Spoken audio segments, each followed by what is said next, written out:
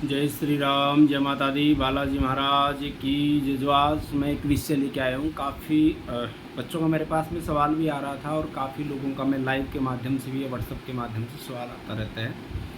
इसमें सबसे पहले जानकारी है कि जब हम साधना कर लेते हैं तो साधना के अंदर हमारे को सिद्धि क्यों नहीं मिल पा रही, शक्ति क्यों रुक रही है, बार बार रुकने का कारण क्या है, शक्ति का रुकने का कारण क्या है, शक्ति क्यों रुक जा रही है बार बार में। तो सबसे पहले हमने इसकी कारण की जानने की आवश्यकता होती है। यदि हम लगातार साधना कर रहे हैं तो साधना के मैटर में शक्ति क्यों रुक रही है, शक्ति रुकने का कारण क्या है। तो इस चीज़ की जानकारी की लेकर के आप आगे बढ़ोगी तभी आपको सिद्धि मिल पाएगी साधना के मैटर में, तभी आपको रास्ता मिल पाएगा। इस वीडियो को आप अंत तक ज़रूर देखना और जिन्होंने चैनल को सब्सक्राइब नहीं किया है वो आप चैनल को सब्सक्राइब करें। हमारा बालाजी दरबार लगता है, दरबार संबंधी जानकारियों फिर या यंत्र मंत्र तंत्र पूजा पाठ ज्योतिष संबंधी जानकारी आपको चैनल के माध्यम से मिलती रहती है। ज्योतिष संबंधी जानकारी आपको चैनल के माध्यम से मिलती रहती है। शुरुआत करते हैं कि साधना में हमारे को सिद्धि क्यों नहीं मिल पाती, रास्ता कहाँ पर हम भटक रहे हैं, शक्ति कहाँ पर हमारे को भटकाव कर रही है और किस कारण से हम साधना में सफल नहीं हो पाते। कारण क्या सबसे बड़ा हमारे को उस कारण जानने की आवश्यकता है कि साधना में सफल क्यों नहीं हो पा रहे हैं। सबसे पहले जो दिक्कत जो परेशानी चलती है साधना के अंदर में जो मैटर आता है वो आता है गुरु का। यदि आप गुरु के सानिध्य में हैं और गुरु सानिध्य के अंदर ही आप लोग साधना करना चाहते हैं तो गुरु सानिध्य के अंदर ही साधना करनी चाहिए। बिना गुरु सानिध्य के यदि गुरु शरणागत होकर के बिना सानिध्य की साधना करते हैं तो कभी भी आपको साधना सफल नहीं मिल पाती। दूसरा आ जाता है, यदि आप बार बार गुरु का चेंज कर रहे हो, दूसरा गुरु बना रहे हो, पहले को छोड़कर दूसरा बना लिया, तो उस कारण से भी सबसे पहले सबसे ज़्यादा शक्ति वहाँ पे भी रुकती है। कारण सबसे बड़ा हो जाता है। कारण क्या है, यदि गुरु ने आपको त्याग दिया है और आपने गुरु को नहीं त्यागा और उसकी जानकारी होनी सकती है त्याग कैसे करना चाहिए, गुरु का त्याग कैसे करें ताकि हमारे ऊपर गुरु दोष ना लगे। और यदि आप गुरु बना करके बार बार गुरु त्याग कर रहे हैं तो कभी भी आप सफल नहीं हो पाओगे इस मैटर में, क्योंकि गुरु दोष आपके ऊपर लगा रहेगा और साधना में कभी भी आप सफल नहीं हो पाओगे। जब गुरु दोष लग जाता है तो साधना कभी भी सफल नहीं हो पाती। और यदि बाई चांस कोई मजबूरी के कारण गुरु का त्याग करना पड़ जाता है तो उस त्याग की जानकारी होने की आवश्यकता है। आपने गुरु का त्याग कैसे करना चाहिए। गुरु का त्याग करने के लिए आप या तो किसी तीर्थ स्थान पर जाओगे, गंगा जी, यमुना जी या कोई सिद्ध तीर्थ स्थान है वहाँ जा कर के, या भगवान शंकर की शरणागति जा कर के, भगवान विष्णु की शरणागति जा कर के और संकल्प लेकर के भाई वो मेरा गुरु मैंने बनाया था, या किसी के पास में चुंकी चलती, चुंकी के नाम से आदेश करवा कर या उसके नाम से आदेश करवा कर, गोत्र के आदेश करवा कर अपना नाम गोत्र बोल करके और जल गंगा जल से संकल्प करके उसका त्याग करना है। भगवान शंकर को साक्षी मान करके, या माँ गंगा के किनारे तो माँ गंगा को साक्षी मान करके, या यमुना के किनारे तो माँ यमुना को साक्षी मान करके गुरु का त्याग करना चाहिए।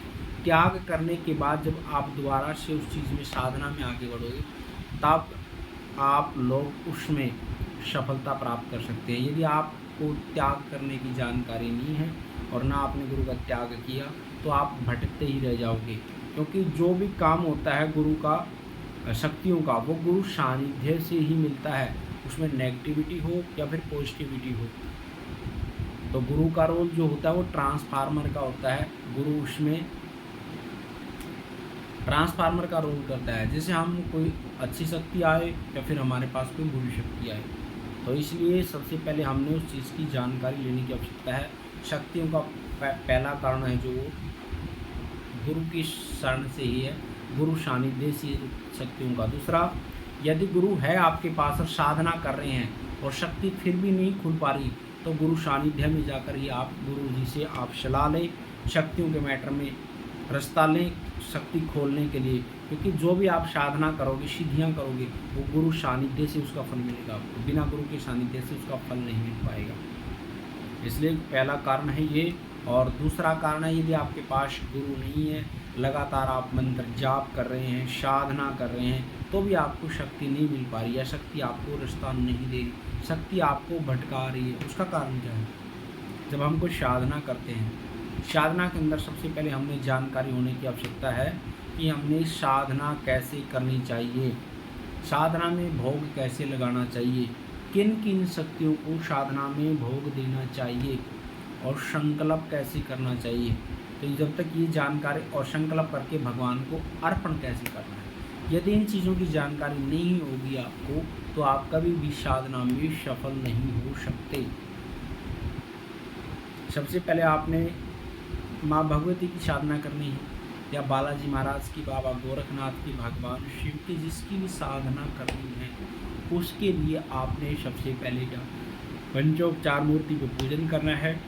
तो संकल्प करके ही बाबा को, भगवती को, जो भी आपकी शक्ति है उनको भोग देना है, क्योंकि बिना संकल्प के हमारी पूजा अधूरी रहती है और अधूरी पूजा का हमारे को कभी भी फल नहीं मिलता। तो इसलिए संकल्प करके ही पूजा करनी चाहिए और संकल्प करके ही भोग देना चाहिए। दूसरा कारण है, यदि बिना संकल्प के हम काम करते हैं, घर में कोई नेगेटिविटी है और बिना संकल्प के कोई जाप करेंगे, पूजा करेंगे, भोग देंगे तो सारा वो चीज़ नेगेटिविटी हो जाता है। फिर नेगेटिविटी आपको परेशान करना शुरू कर देगी, नेगेटिविटी परेशान शुरू कर देगी, नेगेटिविटी पावर में आ जाएगी, नेगेटिविटी की शक्ति बढ़ेगी। तो इसलिए संकल्प करके ही आप लोग उसका जाप करें, संकल्प करके ही शक्ति को भोग दें और संकल्प करके ही शक्ति को वो जाप अर्पण करें जितना भी आपने जाप किया। और तीसरा कारण ये है, जब हम कोई साधना करते हैं तो उसमें घर की शक्तियों को भी भोग अवश्य देना चाहिए। जैसे घर के कुल के पितर हैं उनको साधना में भोग दें, कुल की देवी है या देवता है उनको भी अवश्य भोग दें, अक्षेत्रपाल है, माँ चौराहे वाली, चौगान वाली है, इनको भी भोग अवश्य देना चाहिए साधना के समय में। यदि आप इनको डेली नहीं दे सकते, हर रोज़ नहीं दे सकते, आधा जब आप साधना शुरू करते हैं सबसे पहले इन शक्तियों का आदेश जरूर लें और लास्ट में जब हवन करते हैं फिर इन शक्तियों को भोग तब जरूर दें। बीच में नहीं दे सकते तो बाद में अवश्य दें। और सबसे पहले जब साधना शुरू करते हैं उस समय में इन शक्तियों का आदेश अवश्य लेना चाहिए, क्योंकि ये शक्ति क्या है, ये सब शक्ति हमारे सबसे नज़दीक शक्तियाँ हैं। कुल के पितर हैं, सबसे नज़दीक हमारे, कुल की देवी या देवता है, सबसे नज़दीक हैं। और दूसरा क्या है, माँ चौराहे वाली, चौगान वाली, तो ये रास्ते सारे शक्तियों को यही खोलती है। और तीसरा अक्षेत्रपाल, जिसको हम अक्षेत्रपाल जो हमारे क्षेत्र की पूरी रक्षा करता है, उसके अंदर यदि हम जिस भी क्षेत्र में बैठ करके कोई साधना करते, तप करते, जाप करते हैं तो वो जो बाहर की शक्तियाँ आती है नहीं, वो अक्षेत्रपाल उन शक्तियों को रोक देता है।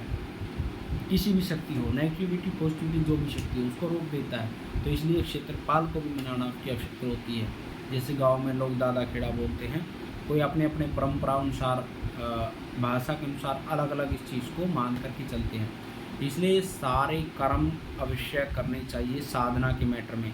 यदि ये साधना के मैटर में आप कर्म नहीं करोगे तो शक्तियाँ आपको भटका देंगी, कोई भी रास्ता शक्ति नहीं देंगी। इसलिए इनकी जानकारी लेकर ही शक्ति के मैटर में आगे बढ़े और तब जा कर के भगवती या बाबा की कृपा हमारे ऊपर बन पाती है। नहीं तो हम सारी उम्र भटकते ही रह जाते, साधना कैसे करें, साधना कैसे करें, क्योंकि साधना के समय में बहुत सारे लोग आपके ऊपर अटैक भी करते हैं। तो इन चीज़ों की जानकारी लेकर के आगे बढ़े और तब ये चीज़ आगे बढ़ पाएगी। माँ भगवती और बाबा की कृपा आपके परिवार पर बनी रही। सभी को सीताराम, जय माता दी।